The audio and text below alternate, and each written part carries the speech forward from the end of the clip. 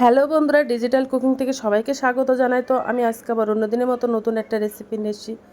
আজকে রেসিপি হচ্ছে গুড় রাস পিঠা। তো এই পিঠাটা খেতে কিন্তু অসাধারণ, তোমরা একবার বাড়িতে ট্রাই করতে পারো। আর অল্প সময়ে কম খরচে অল্প উপকরণ দিয়ে বানানো যায়। তো দেখো, এই গুড় রাস পিঠাটা বানাতে আমার 100 গ্রাম গুড় লাগবে। আর এই গুড়টা আমি গলিয়ে নেব। তো ফ্রাইং প্যানে গুড়টা দিয়ে দিলাম। এবার ওর মধ্যে আমি হাফ বাটি জল দিয়ে দেবো, দিয়ে ভালো করে একটু গুড় গলিয়ে নেব। তো ভালো করে একটু নাড়াচাড়া করে,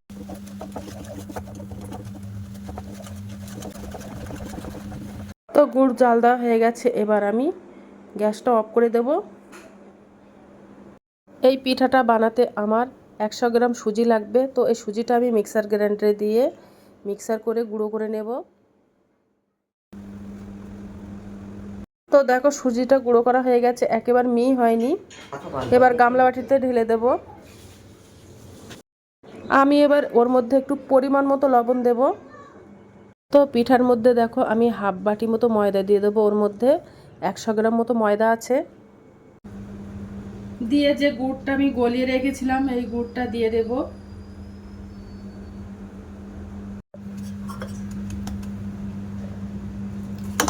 এবার গুড়টা দিয়ে একটা ব্যাটার বানিয়ে নেব ভালো করে।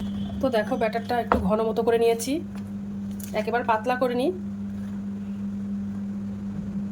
দেখো, ওর মধ্যে আমি হাফ চামচ বেকিং পাউডার আর হাফ চামচ বেকিং সোডা দিয়ে দেব। দিয়ে ভালো করে মিশিয়ে নেব।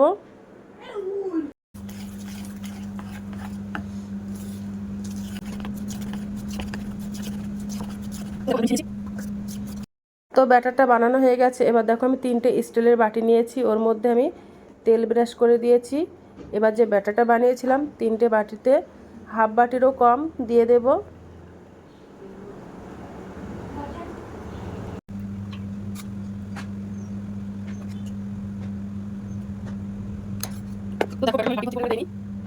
তো এবার উনানে একটা কড়াইতে জল দিয়ে দিয়েছি।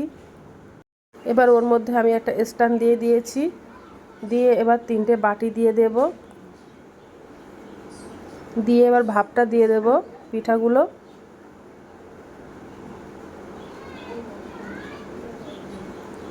আর এবার একটা ঢাকনা চাপা দিয়ে দেব। তো দেখো, ভাপটা দেওয়া হয়ে গেছে। আর পিঠাগুলো দেখো কত সুন্দর হয়ে গেছে। তো পিঠার ওপরে এবার একটা মালাই দেব, তার জন্য একটা মালাই বানিয়ে নেব। তো দেখো, 2 কাপ লিকুইড দুধ নিয়ে নিয়েছি, আগের থেকে আমি জাল করে রেখেছিলাম। এবার আমি ওর মধ্যে 3 চামচ চিনি দিয়ে দেব। দিয়ে এবার চিনিটা বেশ ভালো করে গলিয়ে নেব আর জাল করে নেব দুধটা।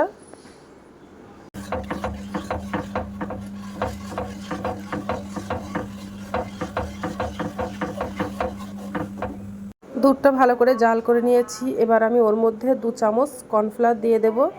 দিয়ে দুধটা ভালো করে নাড়াচাড়া করে নেব, তা নাহলে কর্নফ্লাওয়ার দিয়ে জমে যেতে পারে।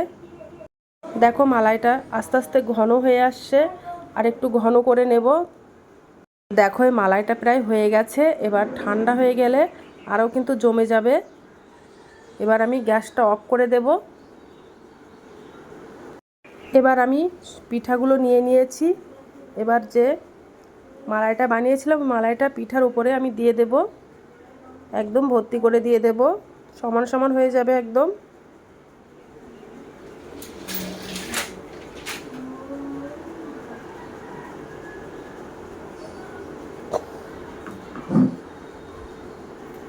এবার আমি ঠান্ডা করে নেব, তারপরে তোমাদেরকে দেখাবো যে পিঠাগুলো কেমন হয়েছে।